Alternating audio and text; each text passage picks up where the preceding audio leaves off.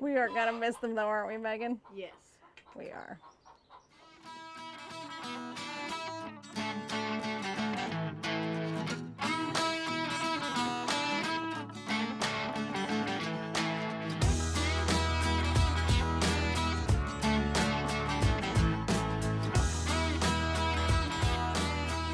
Hello everyone and welcome back to the Rocking Sea Homestead. This is Marcy coming at you, and today we're going to get our 4 baby goats ready to head off to their new forever homes. So they've all found new homes, and the people who are purchasing them are coming tomorrow morning bright and early, and we want to make sure that we send our goats off to their new homes in their very best possible condition. We've been administering coccidia preventative every 3 weeks, and today just happens to be our 3-week mark, so we're going to go ahead and give them another coccidia preventative dose. We are also going to trim their hooves, and because it's been wet and buggy here in central Oklahoma, we're going to go ahead and give them a treatment of silence. That's a pesticide that helps to prevent lice and fleas and buggy things. So we're going to do that on all 4 of the baby goats. We're just going to bring them into this area because we can close off the door. We've got Megan here, and of course Lance is here too, and between the 3 of us we should be able to get this all knocked out in a pretty short order. So let's go. So the first one we have up was the first one I could catch and that's Sage. Hey Sage. Okay, so we're going to give Sage a nail trim, and Lance has got a specialized tool for that. And the basic idea is basically what you do when you're trimming any nail. You're trying to get the excess nail trimmed off, and in goats you want to try to trim it flat so that it's even with the bottom of their hoof, basically. You may hear Spicy here in a minute hollering at us because she doesn't like that we have got her baby in here. So they, this first time we've trimmed their hooves, so they're a little bit apprehensive about the whole thing. But you can see Lance is just kind of working his way around. Again, you're trying to get that excess nail trimmed off so it's flat to the base of their hoof, like Lance has kind of right there. These guys are young, so it hasn't had a whole lot of growth, but sometimes they'll grow, the excess nail will grow over and kind of fold over the bottom of their hoof, which, I mean, it's not what you want, and it can actually lead to some problems. So regular hoof trimming, depending on also how you feed them, is really necessary. If they're just out on pasture, they're not getting any grain or a lot of grain, then the hoofs or the nails don't grow quite as much.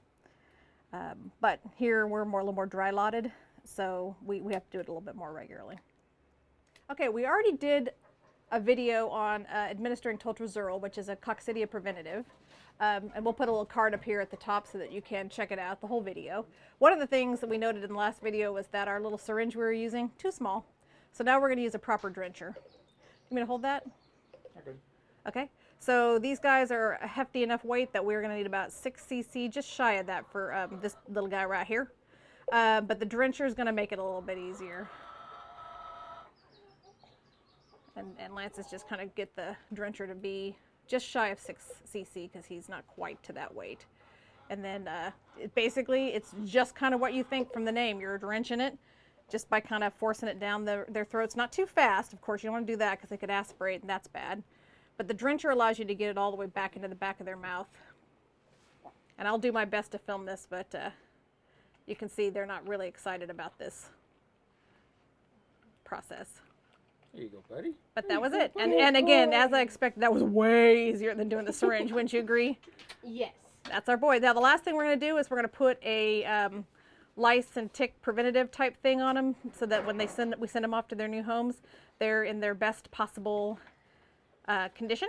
And for that, we're going to use a product called Silence. And this stuff's pretty good. You can use it on babies as young as 1 week old.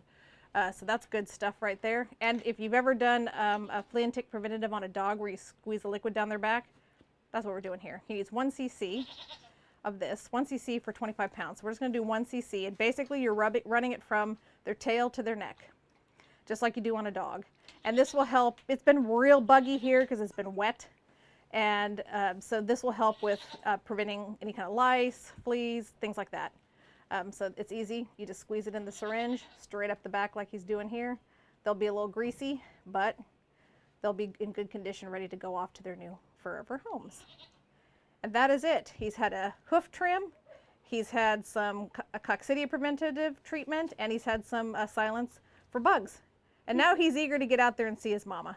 So on to the next goat. Goat number 1, done.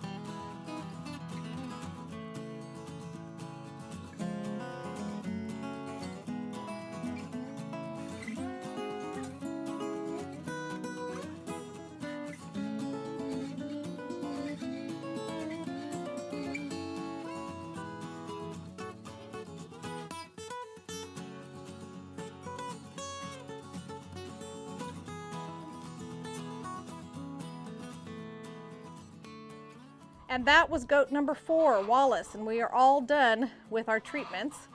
As you can see, it's not too bad because they're small enough we can hold them, although we waited to do Wallace at the end and realized just how much more chunky he is than the others. Thank you all so much for coming back and watching our video all the way through. We really, really do appreciate it. Megan has been the best possible homestead helper with these goats. I'm not really sure how we would have done it without her. She's not that much into the gardening, but she does love the animals, and so we're really grateful for that. With Lance's recent hip surgery too, not being able to do quite everything he would normally be able to do, Megan's been our go-to, and she's been a real champ, so we're grateful to that.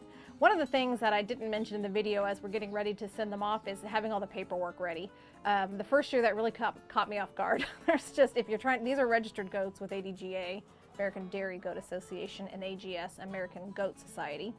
And getting the paperwork prepared to send them off, it's time consuming, to be honest with you. It's just real time consuming. So I got everything onto a spreadsheet, and I'm just keeping that spreadsheet up to date every time we have new kidding seasons, and that did make it a little bit easier. So prepared all the paperwork for these guys, and I've also done like a kind of cover sheet for them that has a little graph of all the different treatments they've received since they've been here, a picture of the goat as a baby along with the dam and the sire, and then just some basic general information. And I'll run a picture up here of one of the sheets that we did, and I think we put that all together in a folder with the registration paperwork and send them off with that. And I think that's going to be helpful. I think we would have liked probably something like that when we were getting started. So it's a little thing. It's not a very time consuming thing to do. That part isn't. The paperwork for ADGA and AGS, whole other ball game, but has to be done. So you just kind of put your mind to it, complain to your husband a whole bunch while you're doing it, and then which Lance will tell you I do.